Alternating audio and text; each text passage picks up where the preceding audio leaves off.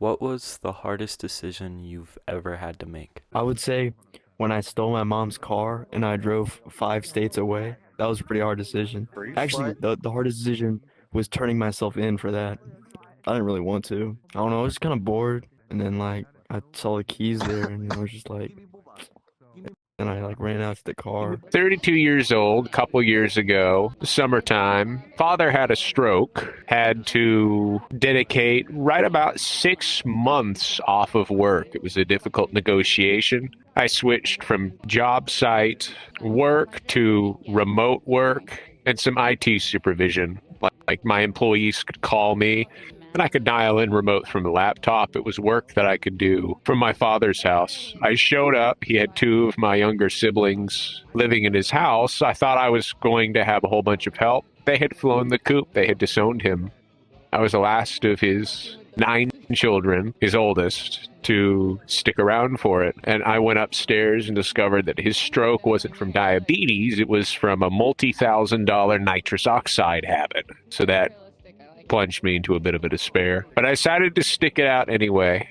I went and rescued the man from the hospital. I spent 4 hours becoming a live-in nurse, training with their hospital staff, getting him set up so he could manage his daily affairs, transportation, cooking, and everything. I was pretty busy. It became a thankless, wretched existence. Evil just continued pouring out of the man, and I got to a point where I got back in touch with some of these siblings. He had been running up credit in their name and tanking their credit scores just to get loans he wouldn't have to repay. So when he was finally ambulatory enough, he could deal with his own affairs. Had a talk with a neighbor and a friend of his and said, if I leave and he can't sustain things, I'm just worried for his animals. If you'd help him relocate his animals if things go to shit. Just prepare for that because I got to get out. After about a week, she said, okay, I've talked to people in town. I'm prepared to place and secure animals if I need to. I wanted to go for a route better than the shelter if I could. So I stuck it out another week, making sure his animals had an exit route. And I handed him his keys and everything I was responsible for. And I said, I'm cutting you out of my life. I had to cut my own father out of my life at about 32. That was the most difficult thing I've ever done. I'm proud of myself because it was the correct decision. A lot of other stuff came after, and I would never have found that out. Do I regret and miss the opportunity? Yes. Do I regret the massive personal hit that it took on myself? Absolutely. I had to go out of my way to pay people to go tend to my own animals and my own property while I was away. That was an expense. Missing the work was an expense. It was a half of a year. I was in a position where I was able to do that, but I had to make some very serious sacrifices. So I certainly regret the lost opportunities, but I don't regret my actions. I believe I acted correctly. I was the final holdout. I was the last one of 9 siblings. Each independently had cut him off at various points. I was the absolute last holdout, and so when I finally told them, I said, I'm done being his Darth Vader. I'm done apologizing for him and enabling him. I'm done contributing to his system in any way. The major response was finally. That had been the major divide between us, was that I had been willing to support this man, and they, for various reasons, had not. So after a long cautionary period, my relationship with my siblings really went up. So that was a net positive, I suppose. Cremating my brother or burying him. We decided to cremate him. Whenever he was 3, he drowned in a pool, and the doctors brought him back to life, but he was only had 15% of brain function left. Then, at the age of 8, COVID got to him, and he passed away in his sleep due to respiratory failure. It's made me realize how precious life truly is. Always look at the positive and always think that they're in a better place. I dated this one girl, right? I thought she was like the love of my life. Like, she was everything to me. And one day, like 3 months into the relationship, she's like, hey man, I kind of like lost feelings for you. I don't like you like that much anymore. And I'm like, okay. And we end up breaking up. And I wait 9 months and I'm single. And all I can do is think of her. I'm never over her because she was like my first everything, right? I end up getting a girlfriend, and she ends up texting me like a month after I get a girlfriend. And she calls me. She texts me. She's like, hey, can we call? And I'm like, yeah, sure. But I'm kind of iffy about it because, that's my ex and I have a girlfriend. I call her And she's like, hey, how's life been? And I'm like, it's been great. Like, it's whatever. She just starts crying and she starts bawling that she's so sorry and that she never lost feelings for me. She was just going through a really tough time in her life because her mom was abusive and she was going through a custody thing. And she really just said that she didn't have time for a relationship, but at the time she didn't tell me because she didn't know how to. I said, like, we can be friends, but I can't be with you because I have a girlfriend. Like, I can talk to you. And the more I talked to her, the more I realized she definitely actually was everything I'd ever wanted in a relationship. We just dated before. I have never been in a situation where I have had a girlfriend and have had an ex that wants me back and that I also have in the back of my mind wanted forever. It really, like, in essence, we honestly started like talking, like it was a talking stage, right? The decision to cut off one of those people, because I knew in the end I was going to have to, because I knew about each other. Because as soon as my ex texted me, I told my girlfriend, I was like, "Hey, my ex is texting me. This is kind of weird." And she knew that we were texting. This girlfriend that I had after the girlfriend that I had before that broke up with me, if you had a kid, you would want them to date that person. And every one of my friends liked her. She was the biggest people person. I ended up cutting off my girlfriend. I ended up breaking up with her to talk to this girl that I had dated before, and I felt like the worst person for like 2 weeks because me and her started dating again, and out of the blue, I just got blocked on everything.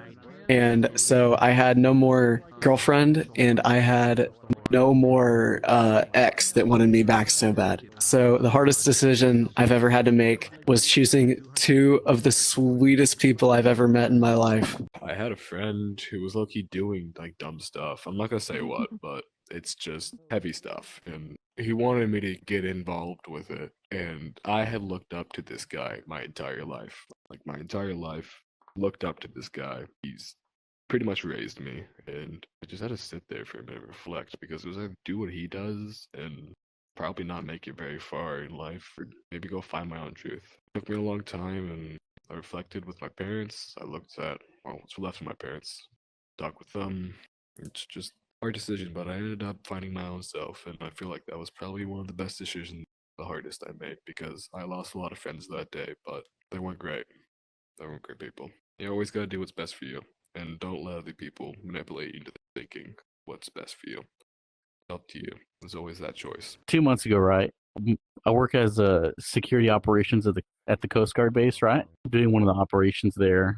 I lost one of our guys on one of my commands. So it was a hard decision because I told him to go one direction and I was going to go the other direction so that we can meet in the middle or wherever the guy was going to be at in the center, thinking he was going to go in the middle.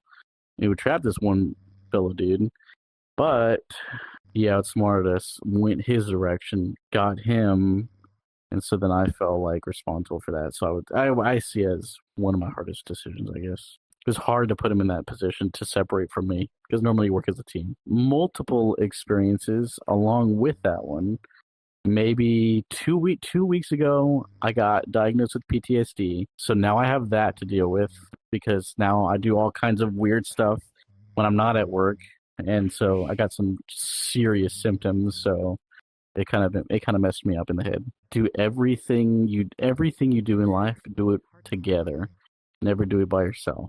I moved away from like all my friends and family, like 4 hours away, and I don't talk to any of them anymore.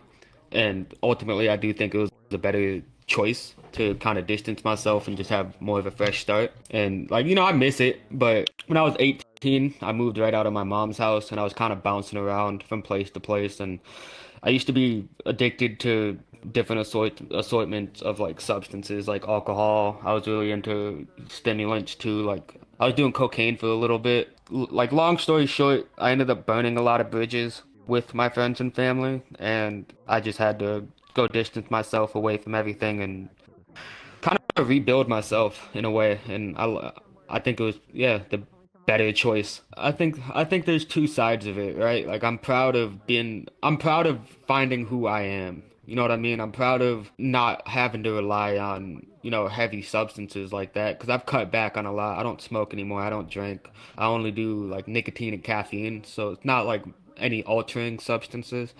Yeah, obviously I miss it, right? Like that's my family and those are the people that I grew up with, my friends. And I'm still my own person, and I'm glad to have that.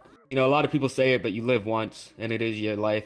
Don't try to stand in a shadow the whole time. Go out and get some sun. I guess mine is probably also like just cutting people out. Well, I had a really weird uncle, and my family kind of like they don't realize that what he's doing is weird, and so I told them that I was gonna cut him out of my life because I'm too old to be dealing with that shit anymore. Like it's just weird stuff. Like he would always say sexual things to me, and so I was always like, it doesn't matter now that I'm old enough to hear that stuff. You're still my uncle, and it's weird.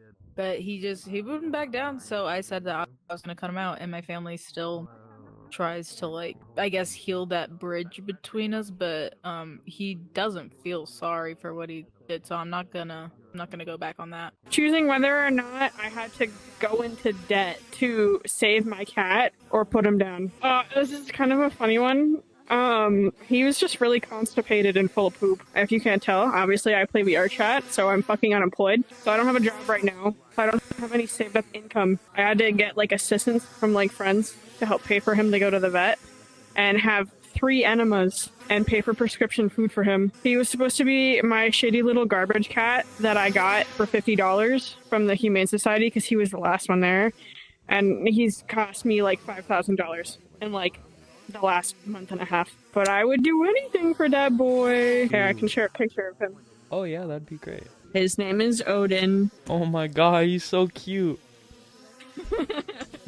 Hell yeah. That's awesome. He's wearing a little Fat sweater fuck. right now. He is a fat wow.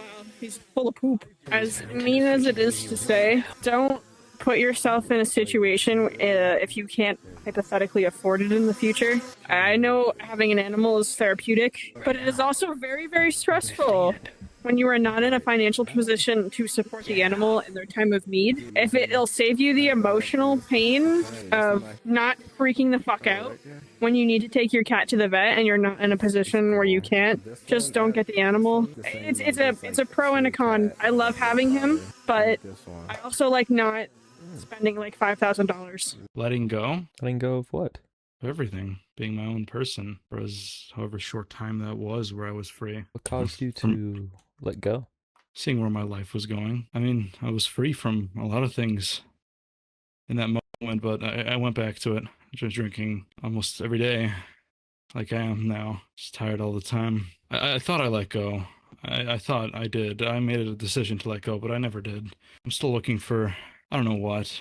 I'm just kind of stuck. My heart is racing. I've not talked about my feelings in years, but I don't really know. I thought it was a decision. I thought I had a decision. I thought I had a choice, but I guess I never did.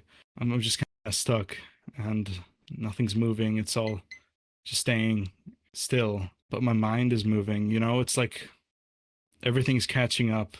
I'm sober, and I don't like it, and I just want to keep drinking and not be myself, because everybody hates themselves in a way. Telling guys come over, front yards in the States, some girls doing us well away from the heat and the odours. Yeah, I'm on +1, sir, and my mates are too, so we swerve past the bouncer. Crew split, some go house, grime heads downstairs. I move to the girl on the counter like hella mushery, I'll be off my nut. Got a few beers bubbling about my gut, like your eyes, hair, thighs, mouth and rounded bumper. Last the cat, you can take my number, take my handle with 12. And I swear I ain't never seen this pretty of a girl. Eyes glimmering, be looking like pearl.